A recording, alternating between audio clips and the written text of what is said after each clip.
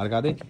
Jā. Video par apgaismojumu bija ļoti daudz komentāri. Varbūt tu mani arī vari apgaismot šajā tēmā. Pagād, ko tieši interesēja? Kādi jautājumi bija, tu atceries? Nē. Nē.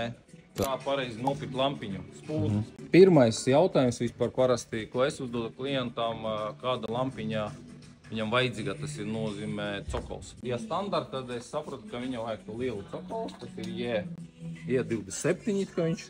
Cokols ir kas?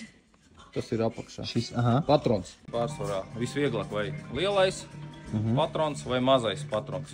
Vati tas ir patēriņš, tas nav gaisma, jo bieži arī saka, Man vajag vati. bet vati tas ir elektrības patēriņš.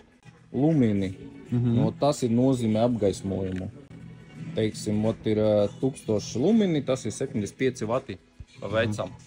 Jā. Bet katram ledam ir lumini, bišķiņ var atšķirties. Citiem arī ir 1000 lumini, tas ir 100 vati. Kelvini, 3000 kelvini. Nu, te ir it kā rakstīt zeltainīga, silta. Un tam ir laikam zila, ja? Augsta, ja? Sanāk. Jā, Jā. tam ir augsta. Vieglāk ledūra ir izdomājis. Ja klienti pienāk, viņš pats jau redz 3000 kelvini un tad zeltainīga.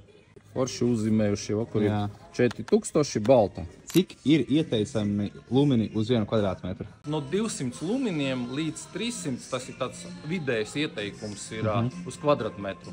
Tāpēc, cik jums ir kvadratmetri istabā, teiksim, nu nezinu, tur 20, reķinam reizi, nu tur 225, cik jūs gribat.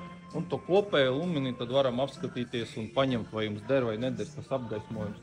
Jo, redziet, lielai tādai, nu, gaismeklim ir rakstīt 5000 lumīnu. Tas ir tāds, nu, visvienkāršākais variants, kā var saprast, nu, apmēram cik jums lumini arī vajadzīgi.